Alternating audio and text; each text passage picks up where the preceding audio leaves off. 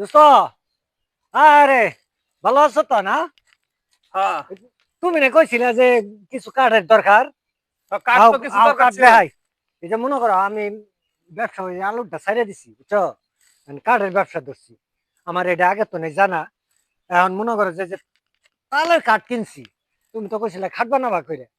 হ্যাঁ, দোস্ত, যে তুমি সোফা বানাবার চাইছিলে না, আরো দুই তিনটা খাট বানার হবা।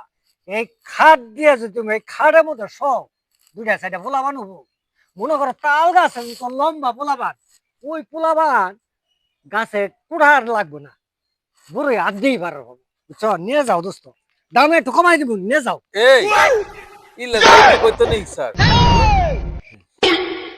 কইলি তো তাল এ যে বের হয়ে আছে গাছে हे বাস। प्रभु हे प्रभु এলে हे দেখা हरि যাবে, राम হ্যাঁ? कृष्ण जगन्नाथ प्रेमानंद ये क्या हुआ টাউটারি করলো।